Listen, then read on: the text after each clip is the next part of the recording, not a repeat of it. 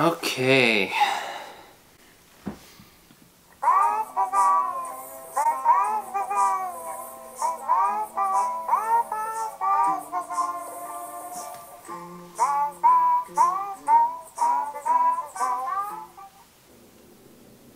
Hey there, puzzlers! My name is FLEB, and today I'm going to be covering a puzzle from the 2014 mystery hunt, Bumblebee Tuna. The Bumblebee Tuna puzzle is a puzzle hunt puzzle, which means that it results in an English word or phrase. The puzzle is also available for free from the Mystery Hunt archive, and I've put a link to the puzzle in the description below. The puzzle consists of 10 videos, each involving a person dressed as a bee, singing and dancing an a cappella version of a song. Some are fast, some are slow, all are amazing.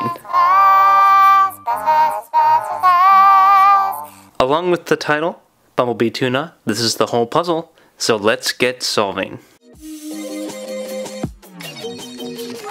In order to solve this puzzle, we need to figure out what's important.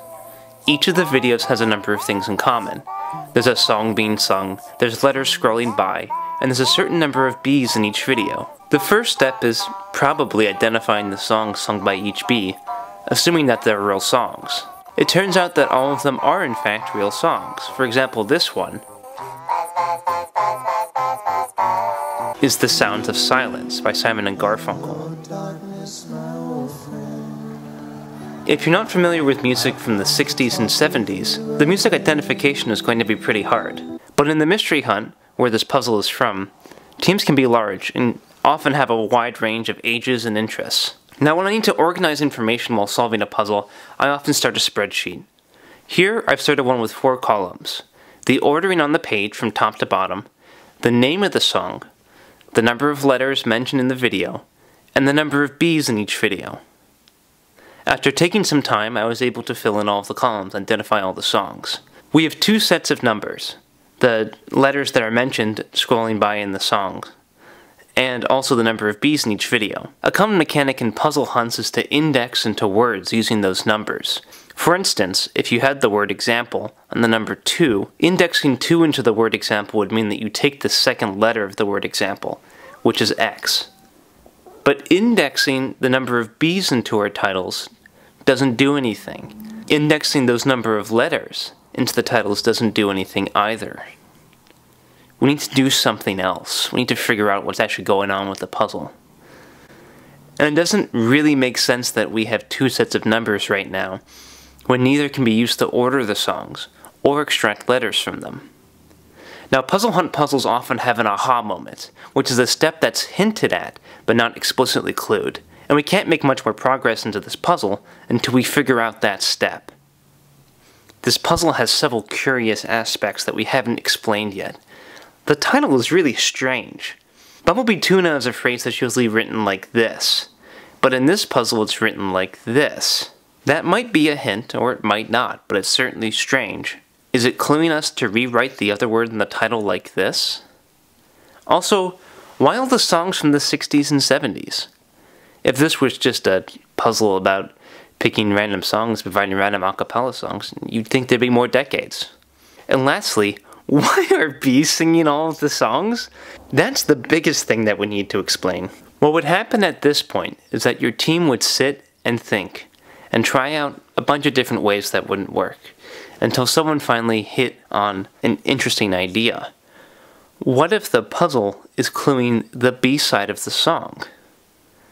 That's why bees are singing the song, why the title takes A out from its word, and why all the songs are from the 60s and 70s. For those not aware, music singles used to come on vinyl records, with one side, the A side, containing the song.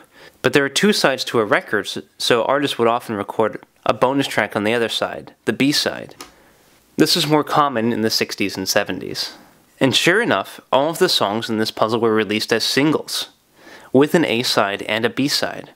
Another way to get this step is to start looking at things that are in common with the songs. And if you look on the Wikipedia page, each of these songs mention that they have a B-side, right at the top of the page. So if we've hit upon this idea, we can start listing the B-sides for each track.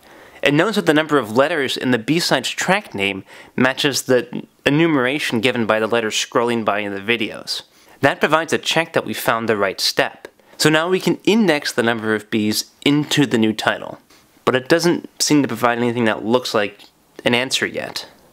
That's because puzzle hunt puzzles usually have two parts: the extraction and the ordering. The extraction refers to finding a way to get letters out of a puzzle, and we can be pretty confident that we've gotten the right letters out at this point.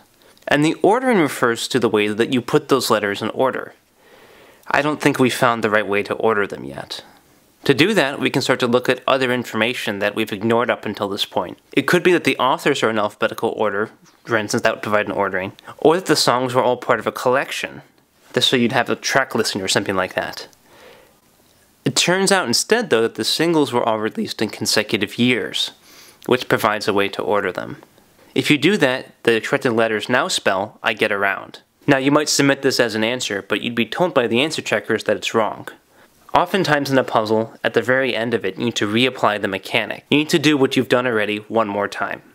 In this case, "I Get Around" is a single by the Beach Boys, and it has a B-side, "Don't Worry Baby," which is the answer to this puzzle. This puzzle is very involved. A team of 5 to 10 people might be working on just this puzzle, and it might take them hours to solve. I really like how it has just one aha moment, and uses all the aspects of the puzzle to help clue what that is. I think it's a great example of how to do good puzzle hunt design, and I think the authors did a great job. Thank you very much for watching, everyone, and as always, happy puzzling.